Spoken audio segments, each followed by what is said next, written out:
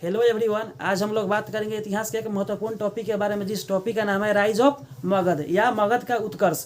इस टॉपिक के माध्यम से हम बात करेंगे एक वंश के बारे में, जिस वंश का नाम है हर्यंक वंश। यह वंश चला था 544 बीसी से लेकर के 412 बीसी तक। इस वंश का संस्थापक या जनक बिंबिसार को माना जाता है। बिंबिसार शासन किया था मगध पे 544 बीसी से लेकर के 492 बीसी तक।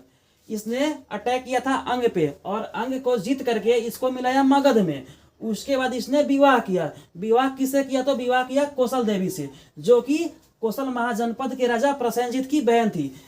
कौशल महाजनपद के राजा प्रसेनजीत ने इसको दहेज में दे दिया काशी। काशी किसको दिया? तो बिंबिसार को दिया। इसको एक पुत्र की प्राप्ति हुई। उस पुत्र का नाम था अजातशत्रु। अजातशत्रु धीरे धीरे बड़ा हो रहा था और यह बिंबिसार अपना शासन करते जा रहा था। शासन करने के दौरान अजातशत्रु हो गया बड़ा, और बड़ा होकर के बोला पापा, बिंबिसार को बोला पापा अब हम बड़े हो चुके हैं, हमको राजा बना दीजिए। लेकिन बिंबिसार ने इस पर कोई ध्यान नहीं दिया। ये बोला चुप बैठ, अभी शासन हमको करने दे। वह उसको लगा बूढ़ा, इसको मार दिया। कहा बाप तू बुढ़ा गया, तू खत्म हो, अब राजा हम बनेंगे।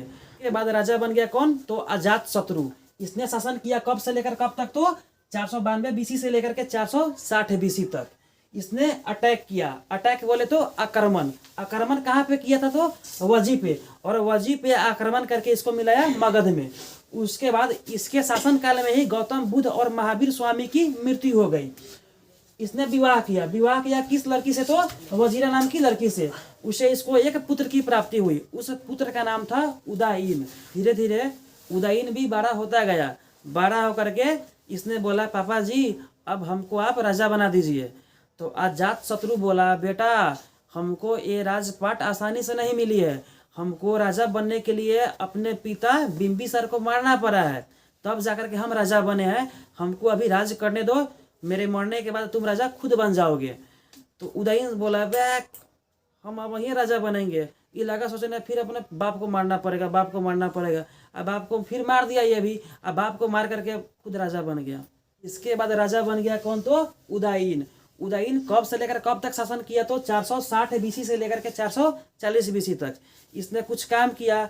इसने गंगा नदी और सोन नदी दोनों के संगम पे एक शहर की स्थापना किया, जिसका नाम क्या था? पाटलिपुत्र। और अपनी राजधानी को स्थानांतरित करके राजगिरी से पाटलिपुत्र रखा।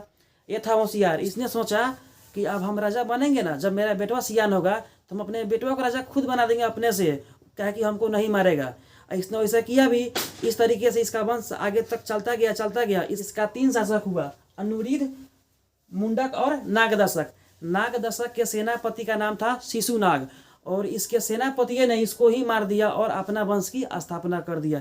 इस तरीके से हर्यंक वंश की समाप्ति हो गई। आज आप जाने हैं हर्यंक वंश के बारे में।